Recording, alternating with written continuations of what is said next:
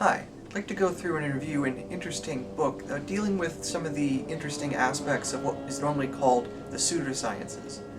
What is that? How does one distinguish? Usually there's been a big problem in the philosophy of science and in the history of science, and probably best viewed if we actually look at it historically. And the book I want to look at is known as The Pseudoscience Wars.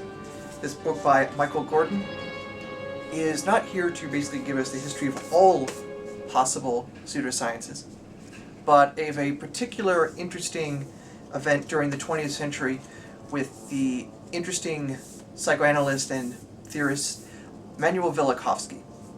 What was this guy up to?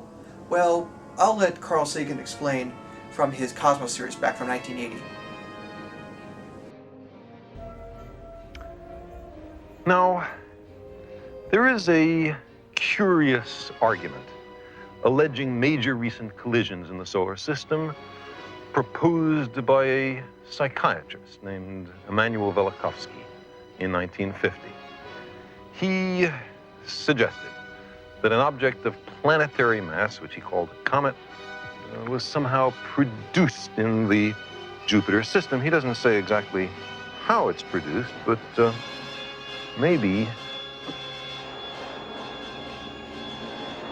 it's spat out of Jupiter. Anyway, however it was made, some 3,500 years ago, he imagines, it made repeated close encounters with Mars, with the Earth-Moon system, having as entertaining biblical consequences the parting of the Red Sea so that Moses and the Israelites could safely avoid the host of Pharaoh, and the stopping of the Earth's rotation at the moment that Joshua commanded the sun to stand still in Gibeon. He also imagined that there was extensive flooding and volcanoes all over the Earth at that time.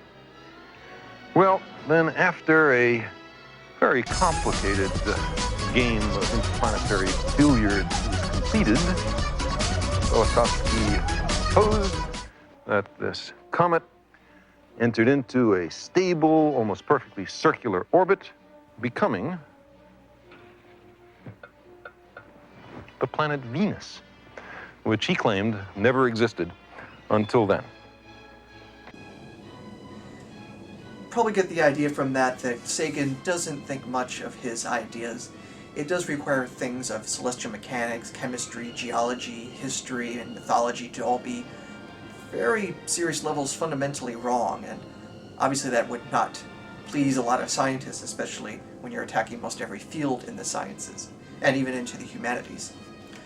Nonetheless, the ideas of Velikovsky were quite influential in the fringe and the counterculture of the 60s and 70s, and the interesting thing about the book here is that not only does it try to describe the rise of the popularity of Velikovsky to some degree, but also to look at the sociological aspects to explain the scientists' reaction to this.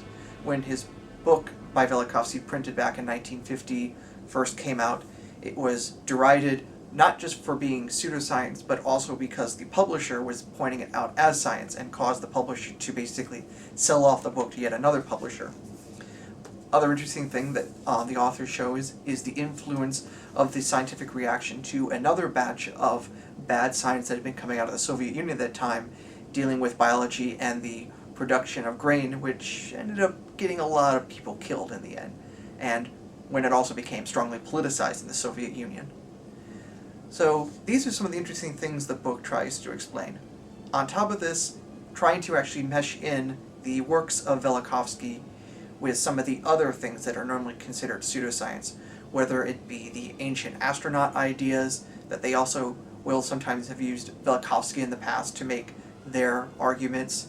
The young Earth creationists were also connected with Velikovskyan ideas as well, including the founder George McCready Price. He and Velikovsky had letter exchanges, and some of the major people in what was known as creation science in the 60s originally was using Velikovsky as a source, though they decided to take that out as much as they could, because even then they were feeling this was not good if they want to promote creation science as proper science.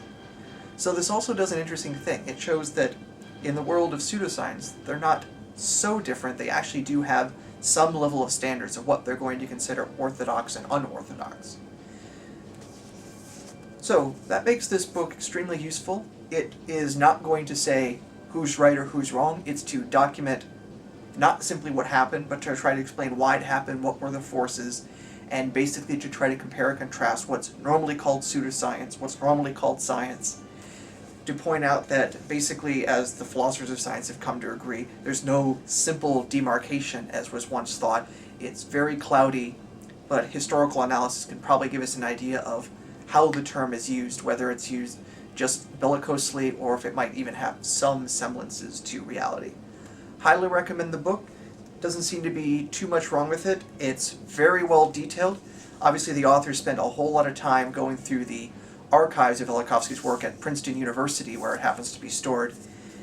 And I imagine this should be very useful for anyone who's interested on either side of the thing, whether they still think Velikovsky is right, even though those numbers have greatly died off since 1980, or if they just want to understand how these sorts of things develop, what sort of reaction scientists have had, how effective they are, ineffective they are, try to basically understand both this from a scientific and from an historical point of view. Very fascinating stuff.